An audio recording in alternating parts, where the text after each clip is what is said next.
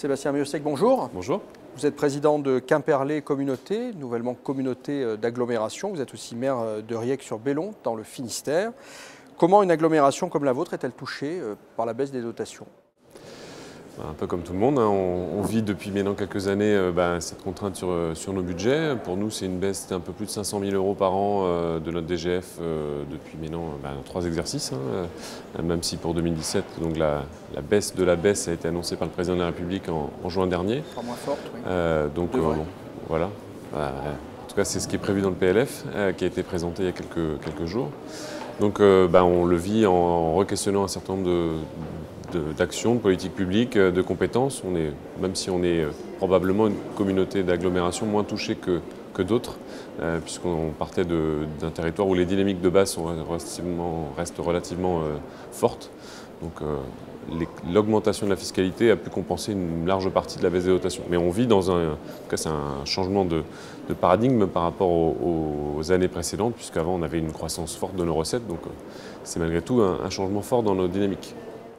Comment cette situation de baisse de dotation, même si vous dites que vous compensez en partie par d'autres ressources, influe-t-elle sur les ressources et la répartition au sein de l'agglo? Est-ce que ça a des conséquences concrètes sur la répartition au sein de votre agglo? Alors, c'est vrai que depuis la naissance de l'intercommunalité, on a une intercommunalité qui a été créée en 1993 et qui est dans son périmètre depuis 2002. Donc on a la chance d'avoir un périmètre qui est resté le même, donc avec une capacité à pouvoir construire ensemble quand même dans la stabilité et avec peu de changements. On était historiquement sur un développement de nouveaux services, de nouveaux équipements au bénéfice de nos habitants et de notre territoire. Et le changement réel, c'est aujourd'hui de ne plus être dans le développement, mais plutôt dans la gestion, et de réinterroger aussi nos relations avec les communes, pour revenir directement à votre question. Et on a, dans le mandat actuel, souhaité formaliser tout ça dans un pacte financier et fiscal, qui était plutôt informel avant, ou fait empiriquement de choix liés à la taxe professionnelle unique, liés à la mise en place de certains services ou équipements. Et donc on a voulu formaliser, globaliser dans un document qu'on a appelé un pacte financier fiscal, l'ensemble des relations financières entre la commune notée et les communes. Et ça a permis à chacun aussi de mieux appréhender la richesse ou la pauvreté des collègues, puisqu'on était souvent sur des a priori qui n'étaient pas toujours fondés. Donc c'est un vrai besoin de mieux mettre au clair les relations entre les communes et la communauté. Une remise à plat, d'une certaine manière, très claire à travers ce pacte pour les 16 communes qui composent. Exactement.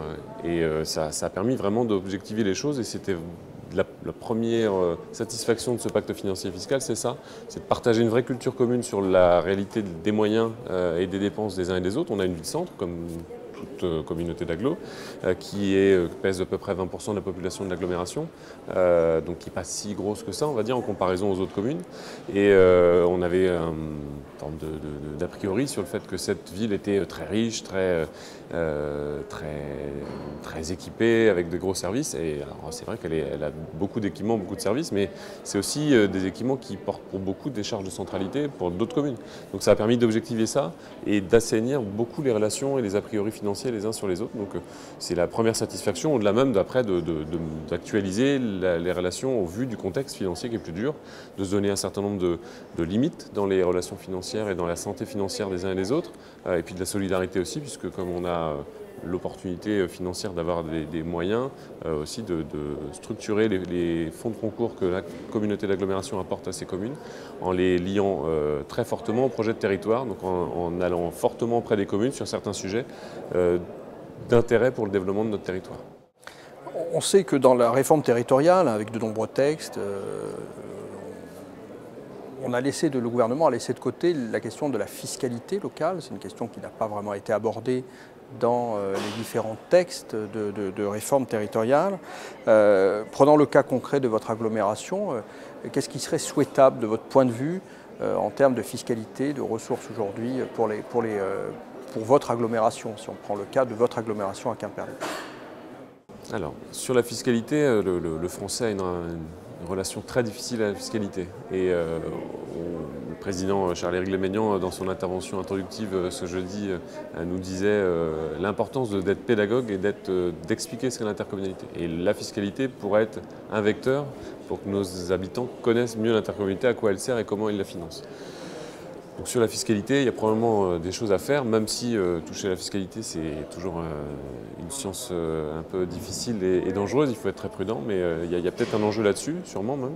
Après, au-delà de cette liaison, relation avec nos habitants, sur la fiscalité, ça pose la question d'un certain nombre de réformes passées, de la réforme de la suppression de la taxe professionnelle et des dynamiques que ça a engendré, notamment là où les communautés, les territoires communautaires ont des gros volumes de FNGIR qui a été mis en place suite à la suppression de l'ATP, soit parce qu'ils sont contributeurs, soit parce qu'ils en sont bénéficiaires, ce qui gèle une grosse part de nos ressources fiscales dans un sens ou dans un autre, et ce qui a un impact fort aussi sur les dynamiques de recettes. Donc on a vu qu'à ce moment-là, c'était une bonne chose pour stabiliser les choses, mais probablement que dans le temps long, ça réinterrogera quand même des dynamiques sur certains territoires. Donc voilà, on est sur l'empirique, et probablement qu'à un moment ou à un autre, il faudra remettre ça à plat, même si je partage la volonté que la DCF pose là comme préalable aux futures années, et notamment au débat présidentiel et des législatives de 2017, qu'on a besoin d'une certaine pause pour bien digérer, entre guillemets, l'ensemble des réformes qui viennent de s'écouler, et y compris sur la fiscalité. Il faut peut-être être prudent. Pour moi, la priorité, c'est la réforme de la DGF, pour y mettre davantage de justice, davantage de logique, puisque aujourd'hui on voit que la DGF a agrégé des histoires très, très fortes d'évolution des dotations de l'État, et aujourd'hui on a des iniquités très fortes entre territoires. Donc réformons la DGF. Étape par étape, la réforme globale a été annoncée comme reportée, mais il ne faut pas qu'elle soit reportée au calendrier grec, il faut y travailler. Donc au comité des finances locales où je siège, avec la DCF, avec les partenaires de nos associations, on doit pouvoir continuer à travailler là-dessus, malgré la campagne présidentielle et législative, pour y retrouver de l'équité et surtout tenir compte de la réalité aujourd'hui de nos territoires et des intégrations très fortes entre communes et communautés. Analyser nos richesses et nos ressources et nos dépenses à l'échelle du territoire intercommunal, c'est pour moi quelque chose d'indispensable si on veut mieux appréhender les questions financières et fiscales à l'échelle de nos intercommunalités. Merci Sébastien Miossec, président de Quimperlé Communauté.